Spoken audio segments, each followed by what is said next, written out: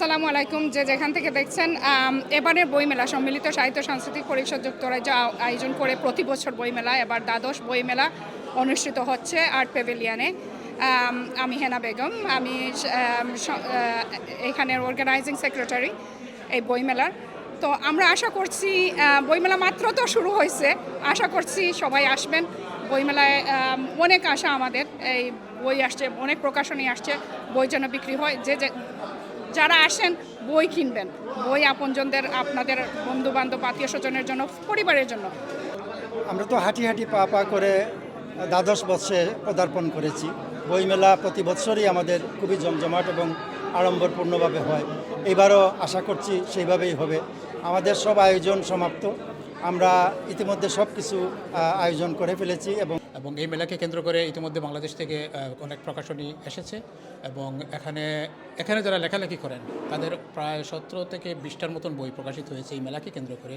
তো আমরা খুবই আশাবাদী এই মেলা নিয়ে এবং আশা করছি যারা এই মেলায় উপস্থিত হবেন গতবারের মধ্যে এবারও খুঁজে পাবেন এক টুকরো বাংলাদেশ। আমি মনে করি বাংলাদেশের সংস্কৃতি এবং বাংলাদেশ সাহিত্যকে যুক্তরাজ্যে এবং বাংলাদেশের বাইরে নিয়ে আসার ক্ষেত্রে সম্মিলিত সাহিত্য পরিষদ, সাংস্কৃতিক পরিষদ যে ভূমিকা পালন করছে, এই ভূমিকা তারা ধন্যবাদ পাওয়ার যোগ্য। আমি মনে করি বর্তমান প্রজন্ম এবং আমরা যারা দীর্ঘদিন থেকে দেশের বাইরে আছি, তারা বাংলাদেশের সাহিত্য এবং সংস্কৃতি সম্পর্কে সম্যক ধারণা নেওয়ার জন্য এই যে সুযোগটা সৃষ্টি হয়েছে, এই সুযোগে আমরা বাংলাদেশের কাছাকাছি, বাংলাদেশের সাহিত্যের কাছাকাছি, বাংলাদেশের পরিবেশের কাছাকাছি আমরা যেতে পারবো। সম্মিলিত সাংস্কৃতিক জোটের আমাদের যে বই মেলা, আমরা তো গত কয়েক বছর থেকে নিয়মিত হচ্ছে এবং খুবই ভালোভাবে হয়, সফলভাবে হয়। বাংলাদেশ থেকেও আমাদের প্রকাশনাগুলো আসে এবং এখানকার যারা প্রকাশক আছেন এবং লেখক আছেন তারা এখানে একটা সম্মিলন হয়, একটা মিলন মেলা হয়। আমার ভালো লেগেছে এবার থেকে তারা সাহিত্যে বা লেখালেখিতে একজনকে তারা পুরস্কৃত করার সিদ্ধান্ত নিয়েছেন। একজন সুনামখ্যাত লেখক, আমাদের সকলের ভালোবাসার একজনকে তারা এবার পুরস্কৃত করছেন এবং প্রতি বছর তারা যদি এই পুরস্কার নিশ্চিত রাখেন, শুধুমাত্র বাংলা একাডেমি আমাদেরকে একটা পুরস্কার দিতে পারে এটার উপর নির্ভর না করে এখানকার সংগঠনগুলো এখানকার লেখকদেরকে যদি স্বীকৃতি দেয়, সম্মান দেয়, তারা আরও বেশি উৎসাহিত হবে। এবং এই বইমেলাকে ঘিরে যেটা হয়েছে যে এইখানে যারা শিল্প সাহিত্যের সাথে যুক্ত এবং যারা সাংস্কৃতিক কর্মকাণ্ডের সাথে যুক্ত, তাদের কিন্তু একটা শক্তি সঞ্চয় করবার একটা জায়গা হয়ে দাঁড়িয়েছে এই বইমেলাটা। এই বইমেলাটাকে ঘিরে পুরো লন্ডন সহ আপনার ব্রিটেনের যতগুলো শহর আছে, প্রত্যেক শহর থেকে যারা শিল্প সাহিত্যের সাথে যুক্ত তারা কিন্তু এটার সাথে যুক্ত। বইটির নাম হলো মাটির মন্দিরা, ওনার যে প্রকাশনীতে প্রকাশ হয়েছে। আশা এবং বিশ্বাস সবাই বইটি কিনবেন এবং আরও অনেকের বই আছে এইখানে, প্রায় 17টা প্রকাশনা হয়েছে এইখানে। আসলে লন্ডন বাংলা বইমেলা আমাদের এদেশের লেখকদের সাংঘাতিকভাবে অনুপ্রাণিত করে এবং আমরা প্রতিশ্রুতিবদ্ধ যে কীভাবে এদেশের লেখকদের সম্পৃক্ত করা যায় এই মেলাতে। তো এবার আপনি জেনে খুশি হবেন, প্রায় 17 জন লেখক এই বইমেলাকে কেন্দ্র করেই ওনাদের বই বেরোচ্ছে। এটা আসলেই একটা অসাধারণ একটা ব্যাপার। নর্মালি আমরা করি কি যে এই 21 বইমেলা বাংলাদেশেই প্রকাশ করি, অনেকের পক্ষে হয়তো বাংলাদেশে যাওয়া সম্ভব হয় না, কিন্তু এইখানে আমাদের এই বইমেলা থাকার কারণেই এটা আমরা এদের উদ্বুদ্ধ।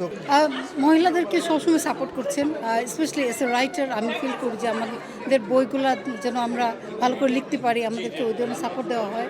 তারপর বই প্রকাশনা কিন্তু অনেক হেল্প করেন, আইডিয়া দিচ্ছেন। তারপরে এইগুলো কিভাবে আমরা বইমেলাতে ডিস্ট্রিবিউট করতে পারি এইগুলো ওনারা বলেন, বা আমাকে বলছে যে আমার বই নিয়ে আসতে, কিন্তু আমি আনফরচুনেটলি নিয়ে আসতে পারি না।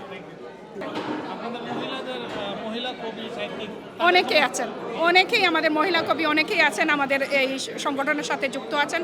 বিলেতের ছড়িয়ে ছিটিয়ে থাকা যত কবি, সাহিত্যিক, সাংবাদিক, এই কমিটিটা এদের নিয়েই, আর এদের লেখাই এখানে আছে।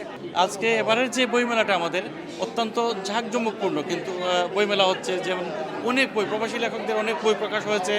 আমরা আশা করছি ধরেন মানুষ 3 থেকে 4 হাজার মানুষের আনাগোনা হবে।